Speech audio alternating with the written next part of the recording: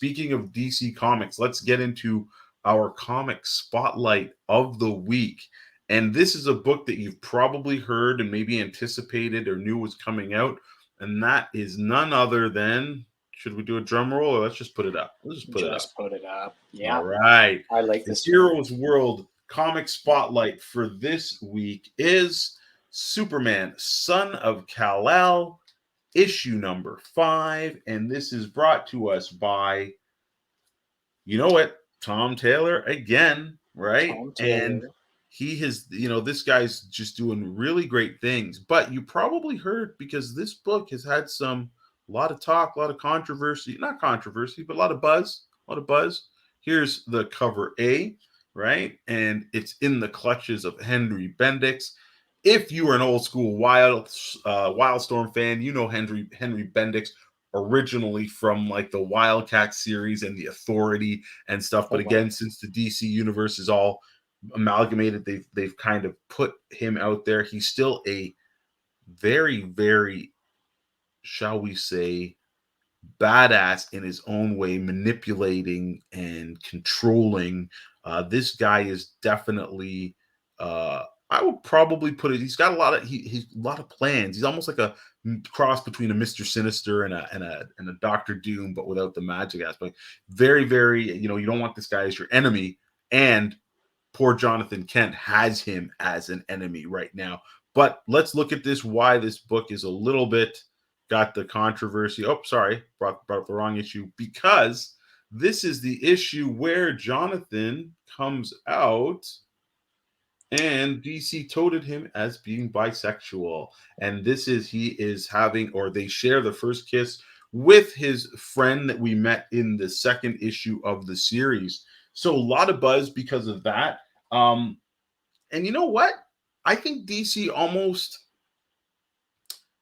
I think they kind of made much ado about nothing, because if you've been reading the series, right, you've kind of seen this chemistry build with these two characters already, right? So it was kind of like, when it happened, it wasn't surprising. And I think it took a lot of people by surprise because of the initial headlines.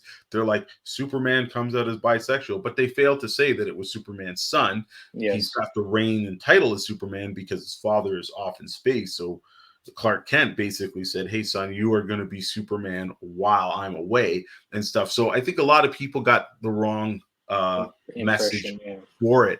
But this series, all 5 issues have been great. Again, let's pick up on this. What is going on in this series? We see Jonathan Kent. He's in free fall. He has just been struck by Henry Bendix and it's done something to his physiology, which has amplified his powers 100 or 1,000-fold. He can hear everything. He can see everywhere. He knows and sees all the danger in the world, and he feels the need and the necessity to do something about it, whether that's flying all over and saving people in floods or trying to pull he doesn't want anybody to get hurt, and he's crisscrossing the globe from Metropolis all around, picking up bridges, saving people from mudslides, everything. Love this panel here where he converses to this little girl in her native language, picks her up and flies her to safety and stuff. But he doesn't know what Bendix did to him, and it is causing problems. His powers are starting to fluctuate, and he's almost too strong to help people. He becomes kind of maybe a little bit of a threat or a menace to them. So he goes to his friend and he crashes. And this particular guy, he's a metahuman and he cannot be hurt. So it's kind of this really cool moment where, he's like, hey, Jonathan, rest. You can crash here. You don't have to save anybody, especially here. You'll never have to save me. I'm invulnerable. And he just crashes and falls asleep, and he wakes up and he's there. They share this moment. It really felt like a moment. And then he's like, oh, my super senses are back. I got to go save people. So you got that kind of awkward thing where two people kiss and then one person's like, oh, I got to get out of here. I got to go. We're going to see how that plays out. So it did have some humor in it too and stuff. But I think, again, Tom Taylor, he can write relationships. He can write people, and he's got a handle on this, and he's got a plan as well. So I thought it was really well handled. DC did 3 covers, and of course they're pushing the whole Pride thing, and I think that's very important too. But I also think, again, anybody who was thinking that this was forced or out of the blue, well, you hadn't been reading the series, because again, I think they basically announced this thing in the second issue. You could see it Yeah, if it you're was. reading it and you're looking at the pages. You definitely know there was a little bit of sparks, and again, you might want to say, well, if there's sparks, how come they didn't say that he is, all the way? However, if you know the introduction of this character in DC Future State, Jonathan Kent is in a relationship with Wonder Girl. So that's why it was important for them to come out and just say that oh yeah, no, he's come out as bisexual and stuff. So I think they handled it well. I think the comic was done well. But again, I think too many people made kind of a stink about it Well, without that's having read the comic. And that's always sad. People just judging something by a headline. So I don't. You know this. I don't read Superman at all, but I would yeah, say Superman, Son of Kal-El, is up there on one of my favorite books of the past year. yep, Um, just the heart that they put into the character. I think we talked about it before. Very first issue, Batman standing there, standing watch at the Fortress of Solitude, yep, protecting Superman's child being born. Just the heart they put into it. And when they announced that, what's it, Jonathan's going to be bisexual, I said, yeah, let's do it. yep. Tom Taylor, great writer. If anybody's going to do it, it's going to be him. And like you said, from issue number 2, it's been leading up to this. Like they met at school, I believe, right? Yep, at university. Yep.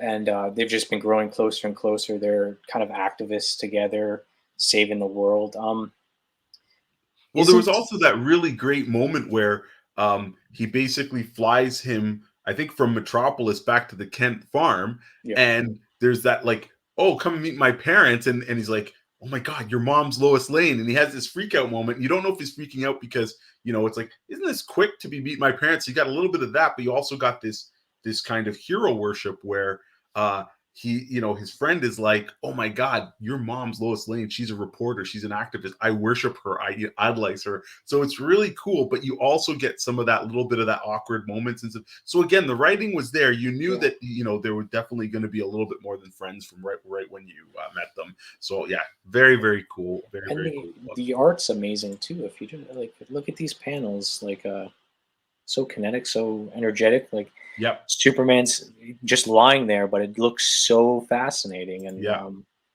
did we find it? Yes. See Superman grab, what is that? A boat, car? Like Yep. that's when I think of Superman. I think of that classic pose of him holding up a car. And Yep. I know it's not Kal-El, but it's my Kal-El. If that He's makes sense, Superman, right? yeah, he's Yeah, Superman, he's yeah, and that, again, that's the great thing. I think too. A lot of people are like you, Jesse. They don't read Superman because they think, oh no, he's just he's unstoppable. He's this, he's that. He's boring. He's just a big blue Boy Scout and stuff like that. But I tell you, man, there's a reason why he's considered the greatest superhero and stuff. And yeah, I just most Superman comics and iterations on it, I still like them. But there's when there's a really good creative team, that's when Superman really, really shines and stuff. And yeah, so far at we've been very lucky with some great iterations of Superman, especially from the New 52, as well as the Rebirth and stuff. And you always get top creators on him. Maybe not quite as much as you do with Batman and stuff. And I think Batman's an easier character to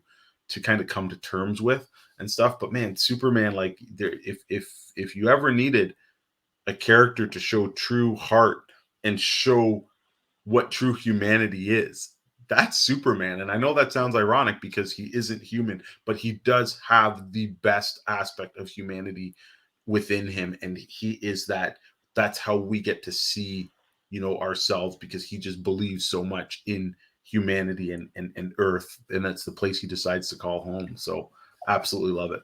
after reading Son of Kal-El and CW has the Superman show, I've come to a conclusion that Superman can pretty much do anything physically.